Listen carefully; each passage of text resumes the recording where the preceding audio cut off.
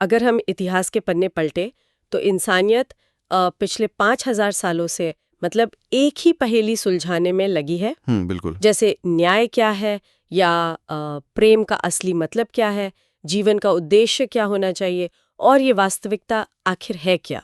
सही बात है। और ये चर्चा आज की नहीं है। वही तो, मतलब प्लेटो से लेकर बुद्ध तक और कबीर से लेकर आज के विचारकों तक हर कोई इन्हीं बड़े सवालों पर माथापच्ची कर रहा है। तो यहाँ एक बहुत ही दिलचस्प विरोधाभास पैदा होता है, एक पैराडॉक्स। हाँ बिल्कुल।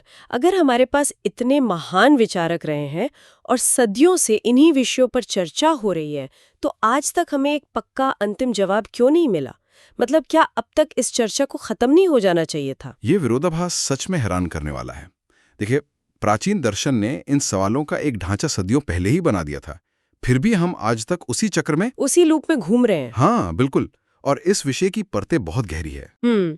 और इन परतों को खोलने से पहले ये बताना बहुत जरूरी है कि आज की इस डीप डाइव चर्चा की जो स्रोत सामग्री है, उस पे डीप डाइव विद केपी की टीम ने बहुत ही बारीकी और गहराई से रिसर्च की है। उनकी रिसर्च सच में बहुत विस्तृत है। हाँ, तो उनकी इसी रिसर्च के आधार पर हम आज की चर्चा आगे बढ़ाएंगे। लेकिन मुख्य चर्चा में उतरने से ठीक पहले एक अनिवार्य डिस्क्लेमर देना महत्वपूर्ण है। ये स्पष्टता जरूरी है। बिल्कुल। इस गहन विमर्श का कोई भी उद्देश्य किसी भी धर्म, धार्मिक ग्रंथों या किसी भी व्यक्ति की भावनाओं का अनादर करना या उन्हें ठेस पहुंचाना बिल्कुल नहीं है। इस पूरी चर्चा का मकसद केवल और केवल विचार मंथन करना है, ताकि हम मानव स्वभाव को एक नए नजरिए से देख सकें। सही कहा। तो सीधे उस बुनियादी सवाल पर आते हैं। जब पुराने समय में ही इन सवालों को फ्रेम कर दिया गया था, तो हम आज भी क्यों उलझे हुए हैं? इसका एक बहुत बड़ा कारण यह है कि इंसान का बुनियादी स्वभाव तो शायद आज भी वही है, लेकिन हमारा माहौल, हमारा पर्यावरण पूरी तरह से बदल चुका है। तो माहौल बदलने का मतलब क्या सिर्फ तकनीक का बदलना है? मैं सोच रही थी कि क्या ये सिर्फ गैजेट्स तक सीमित है। तकनीक इसका एक बहुत बड़ा हिस्सा है, जो सीधे हमारे सामाजिक ढांचे को बदलती है। इसे एक उदाहरण से समझते हैं। बताइए। सोचिए, 500 ईसा पूर्व के किसी छोटे से गांव में निजता या प्राइवेसी पर बात हो रही है। उस समय इसका मतलब बहुत सीधा था। मतलब कोई पड़ोसी आपकी दीवार के पार ना झांकें, या घर में क्या पक रहा है ये किसी को ना पता चले। हाँ, बस भौतिक दूरी। बिल्कुल। लेकिन आज के युग में, जहां ग्लोबल सर्वेलेंस, डेटा माइनिंग और एआई का बोलबाला है, वहां प्राइवेसी का अर्थ पूरी तरह से बदल गया है। आज प्राइवेसी का मतलब दीवारें ऊंची करना नहीं है। वही तो, आज ये तय करना है कि कोई एल्गोरिदम आपकी सोच को कैसे ट्रैक कर रहा है। इसलिए हम सिर्फ पुरानी बातों को दोहरा नहीं रहे हैं, बल्कि उन सिद्धांतों का अनुवाद एक ऐसी दुनिया के लिए कर रहे हैं जो हमारे पूर्वजों से बिल्कुल अलग है। ये बात मुझे एक नए स्टार्टअप की तरह लगती है। स्टार्टअप? दिलचस्प है। कैसे? मतलब ज्ञान तो संचयी है, क्यूमुलेटिव है। हमें पहिया दोबारा बनाने की जरूरत नहीं है, क्योंकि इतिहास हमें बहुत कुछ दे चुका है। लेकिन हर नई पीढ़ी चेतना के एक नए स्टार्टअप की तरह जन्म लेती है। बहुत ही सटीक एनालॉजी है। तो मैं ये सोच रही थी कि भले ही किसी महान दार्शनिक ने 2000 साल पहले कोई बड़ी नैतिक दुविधा सुलझा दी हो, क्या आज का एक किशोर उसे बिना खुद चर्चा किए आत्मसात कर सकता है? यहीं पर ज्ञान और समझ, यानी नॉलेज और विजडम के बीच का बारीक फर्क सामने आता है। ज्ञान को तो किसी भी किताब से सीधा डाउनलोड किया जा सकता है, रटा जा सकता है। हाँ बिल्कुल, कोई भी सुकरात के सिद्धांतों को रट सकता है, लेकिन समझ केवल अनुभव से आती है। जब तक कोई खुद उस विचार विमर्श से नहीं गुजरता, किसी दुविधा का सामना नहीं करता, तब तक वो बात बस एक तथ्य रहती है, सच्चाई नहीं बनती। सही कहा। पुरानी पीढ़ियों के जवाब आज के युवाओं के लिए सिर्फ एक जानकारी हैं। उन्हें इसे अपने अनुभव की भट्टी में तपाकर ही समझ में बदलना होता है। तो चूंकि हर पीढ़ी को दुनिया को अपने अनुभव से समझना होता है, इसलिए जैसे ही हम पुरानी समस्याएं सुलझाते हैं, नई समस्याएं खड़ी हो जाती हैं। बिल्कुल ऐसा ही होता है। मुझे लगता है ये बिल्कुल वैसा है जैसे घर की सफाई के लिए एक रोबोट वैक्यूम क्लीनर खरीद लिया जाए, और अब एक नई समस्या पैदा हो गई कि भाई उस रोबोट को कैसे साफ रखा जाए। मतलब हम एक समस्या सुलझाते हैं और दूसरी खड़ी कर लेते हैं। अरे, ये बहुत ही मजेदार एनालॉजी है। विज्ञान की भाषा में इसे जटिलता का मूविंग गोल पोस्ट कहा जाता है। मूविंग गोल पोस्ट मतलब लक्ष्य लगातार खिसक रहा है। हाँ, जैसे जैसे हम समस्याएं सुलझाते हैं, जटिलता आगे खिसक जाती है। जैसे मानवता ने सदियों तक चर्चा की कि स्थिर ऊर्जा कैसे बनाई जाए। और फिर कोयला और पेट्रोलियम खोज लिया। बिल्कुल, समस्या सुलझ गई, लेकिन उस ऊर्जा ने एक नई समस्या को जन्म दे दिया, जलवायु परिवर्तन के परिणाम। अब हमें उन पर चर्चा करनी पड़ रही है। ज्ञान जितना बढ़ता है, अज्ञान का एक नया क्षितिज खुल जाता है। मतलब हर नई खोज 3 ऐसे नए कमरों के दरवाजे खोलती है जिन पर पहले कभी बात ही नहीं हुई थी। एकदम सही। और उन नए कमरों में जो भी है, उस पर बात करने के लिए हमें भाषा की जरूरत होती है। और भाषा कोई पत्थर पर लिखी लकीर तो है नहीं, वो खुद एक जीवित इकाई है जो समय के साथ बदलती है। यही कारण है कि पुराने शब्द नए मायनों के साथ आते हैं। 18वीं सदी में आज़ादी का मतलब शारीरिक गुलामी या साम्राज्यवाद से बचना था। हाँ, कॉलोनियों से आज़ादी।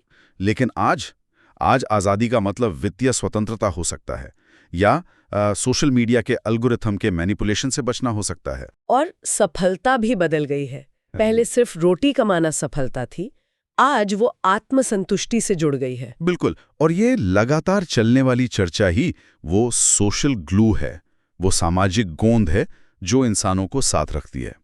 ये एक तरह का ग्रूमिंग बिहेवियर है जो हमारे ढांचे को बिखरने से बचाता है। पर एक मिनट, यहाँ एक थोड़ा विरोधी विचार, एक पुशबैक मन में आता है। हाँ, बताइए। अगर हम बार बार अपनी ही परिभाषाएं बदल रहे हैं और नए कमरों में नई समस्याएं ही ढूंढ रहे हैं, तो क्या हम सच में वैश्विक स्तर पर कोई ठोस प्रगति कर रहे हैं, या फिर ये सिर्फ एक कीचड़ में अपने पहिए घुमाने जैसा है? ये बहुत ही गहरा और थोड़ा बेचैन करने वाला सवाल है। ये कीचड़ में पहिए घुमाने वाली बात हमें इस निष्कर्ष पर लाती है कि शायद अंतिम उत्तर जैसी कोई चीज है ही नहीं। मतलब सब कुछ सापेक्ष है, रिलेटिव है। हाँ, वस्तुनिष्ठ अंतिमता यानी ऑब्जेक्टिव फाइनल आंसर का अंत हो चुका है। सोचिए, 100 साल पहले अगर किसी कारखाने के मालिक से उत्पादकता का अंतिम उत्तर पूछा जाता तो वो क्या कहता? शायद शारीरिक कार्यक्षमता, कि मजदूर कितने घंटे मशीन चला सकता है। बिल्कुल, लेकिन आज की नॉलेज इकोनॉमी में जहां लोग कंप्यूटर पर दिमागी काम कर रहे हैं, वहां उत्पादकता का अंतिम उत्तर मानसिक स्वास्थ्य है। बर्नआउट से बचना है। हाँ, तो इसका मतलब न्याय और उद्देश्य जैसे विषय कोई रासायनिक सूत्र नहीं है, ये खाली बर्तन है। बहुत सुंदर विचार है ये, खाली बर्तन। हाँ, और हर युग, हर पीढ़ी अपने डर और अपनी तकनीक के हिसाब से इन बर्तनों को भरती है। और आज के समय में तो ये बर्तन भरना और भी व्यक्तिगत हो गया है। जीवन का उद्देश्य अब एक तरह का DIY यानी डू इट योरसेल्फ प्रोजेक्ट बन गया है। वो कैसे? पहले उद्देश्य जन्म से तय होता था। किसान के घर पैदा हुए तो किसानी उद्देश्य है, सैनिक हैं तो राजा की सेवा। लेकिन आज एक इंसान का उद्देश्य धरती को बचाना हो सकता है। और वहीं दूसरे व्यक्ति का उद्देश्य अपने ईमेल का इनबॉक्स 0 करना हो सकता है। बिल्कुल, ये इतना सापेक्ष हो गया है। इसलिए चर्चा केवल खोज नहीं है, ये एक सुधार की प्रक्रिया है। हम गलतियों को छांट रहे हैं। ये बात मुझे एक मूर्तिकार की याद दिलाती है। सोचिए, इंसानियत एक अदृश्य मार्बल को तराश रही है। कोई कहता है ये न्याय है, कोई दूसरी तरफ से तराश कर कुछ और कहता है। हम एक सामूहिक कलाकृति। लेकिन समस्या ये है कि ये मार्बल, मतलब हमारी दुनिया, लगातार अपना आकार बदल रहा है। हम एक ऐसी मूर्ति तराश रहे हैं जिसका पत्थर ही स्थिर नहीं है। और यही बात तय करती है कि ये काम कभी खत्म नहीं हो सकता। पत्थर का आकार बदलते ही मूर्ति का संतुलन बिगड़ जाता है और हमें फिर से चर्चा रूपी हथौड़ा चलाना पड़ता है। तो अगर ये मार्बल कभी पूरा नहीं तराशा जा सकता, तो क्या होगा अगर किसी एक व्यक्ति को वो अंतिम उत्तर मिल जाए? मतलब अचानक कोई पूरी मूर्ति को देख ले तो? ये दर्शन शास्त्र का सबसे रहस्यमयी कोना है। अगर किसी को अंतिम उत्तर मिल जाता है तो वो व्यक्ति एक मौन साधु बन जाता है, एक साइलेंट सेज। मौन क्यों? क्योंकि उसके लिए वो उत्तर कोई तथ्य नहीं होता जिसे ब्लैक बोर्ड पर लिखा जा सके। वो एक अनुभव होता है। ऐसा अनुभव जैसे कोई चिंगारी अचानक विशाल सूरज बन जाए, उसके सारे सवाल खत्म हो जाते हैं। लेकिन बाकी मानवता के नजरिए से देखा जाए तो ये एक बहुत बड़ा नुकसान है, क्योंकि जो ज्ञान उसने पाया वो साझा नहीं किया गया। क्या ये वैसा ही है जैसे हम एक हाई क्वालिटी वीडियो को जिप करते हैं? हाँ, इसे लॉसी कंप्रेशन कहते हैं। मतलब डेटा सिकोड़ते समय बहुत सी महत्वपूर्ण जानकारी हमेशा के लिए नष्ट हो जाती है। बिल्कुल, इसे दार्शनिक रूप से असंवादनीयता या इनकम्युनिकेबिलिटी कहते हैं। ये ऐसा है जैसे जन्म से अंधे व्यक्ति को लाल रंग समझाना। प्रकाश तरंगों का विज्ञान समझा सकते हैं कि लाल रंग 700 नैनोमीटर की तरंग है। हाँ, लेकिन उसे वो अनुभव नहीं दे सकते जो आंख वाले को होता है। भाषा बहुत ही सीमित है। सत्य के सूरज को शब्दों की डिब्बी में बंद करने पर उसका प्रकाश खो जाता है। रोंगटे खड़े करने वाला विचार है ये। तो अगर ये सत्य इतना गूढ़ है तो क्या होगा अगर दो ऐसे ज्ञानी व्यक्ति एक साथ बैठें जिन्हें उत्तर मिल चुका है? क्या वे आपस में बात करेंगे? वे संवाद जरूर करेंगे, लेकिन बिना कुछ बोले। ज़ेन परंपरा में इसे इशिन देनशिन कहा जाता है। मतलब सीधे दिल से दिल तक का संवाद। हाँ, और विज्ञान में इसे क्वांटम भौतिकी के क्वांटम एंटेंगलमेंट से समझा जा सकता है। जब दो कण जुड़ जाते हैं तो एक की स्थिति बदलते ही दूसरे की बदल जाती है, बिना किसी सिग्नल के। वे दोनों ज्ञानी भी चेतना के स्तर पर ऐसे ही जुड़ जाते हैं। यहाँ एक बहुत गहरा दार्शनिक सवाल उठता है। अगर अंतिम सत्य इतना अकेला है कि उसे शब्दों में नहीं ढाला जा सकता, तो क्या ये मानव आत्मा की सबसे बड़ी जीत है या सबसे बड़ी त्रासदी? ये देखने वाले पर निर्भर करता है। उस ज्ञानी के लिए तो ये जीत है, परम शांति है। लेकिन जो आम इंसान उन्हें देख रहा है, उसके लिए ये त्रासदी है, क्योंकि उसे केवल खामोशी दिखाई देती है। और चूंकि 99% आबादी उस स्तर तक नहीं पहुंच पाई है, इसलिए हमारे पास शब्दों का शोर ही एकमात्र रास्ता बचता है। लेकिन हम अभी भी इतना शोर क्यों मचाते हैं? क्योंकि मानवता अभी उस सिग्नल तक नहीं पहुंची है। हम उन लोगों की तरह हैं जो एक घने अंधेरे जंगल में खो गए हैं। और अंधेरे जंगल में हम एक दूसरे को पुकारते हैं। बिल्कुल। हर नया विचार, हर बहस उस जंगल में छोड़े गए एक फ्लेयर या रोशनी की तरह है। हम देखते हैं कि क्या कोई और भी हमारी आवाज सुन रहा है। और इसके पीछे हमारा बायोलॉजिकल फ्रेमवर्क भी तो है। हमारा दिमाग शांति से बैठने के लिए नहीं, बल्कि टकराव के लिए डिजाइन किया गया है। एकदम सही। जब विचारों का टकराव होता है तो दिमाग में नए न्यूरल पाथवे बनते हैं, और ईगो यानी अहंकार की लड़ाई भी इसी शोर का हिस्सा है। हम सही साबित होना चाहते हैं। लेकिन बड़े परिदृश्य में ये शोर असल में एक पुल है। हाँ, एक अधूरा पुल, जिससे हम उस अंतिम स्तर तक पहुंचने के लिए बना रहे हैं।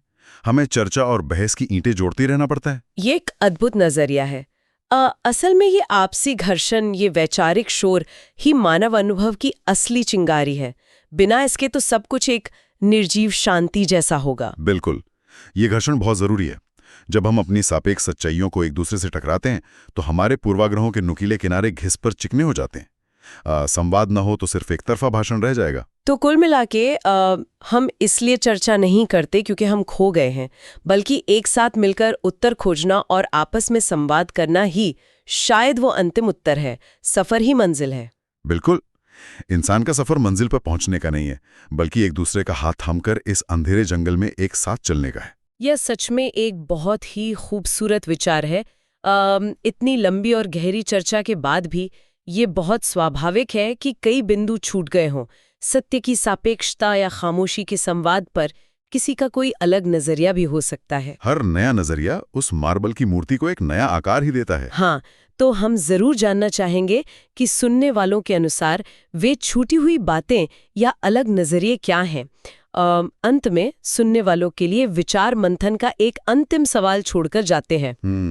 एक बड़ा सवाल। क्या ये सोचने वाली बात नहीं है कि अगर कभी इंसानियत को पूरी तरह से वस्तुनिष्ठ और गैर सापेक्ष अंतिम उत्तर मिल गया, तो क्या वो मानव इतिहास को उसी रूप में समाप्त कर देगा जैसे हम उसे जानते हैं?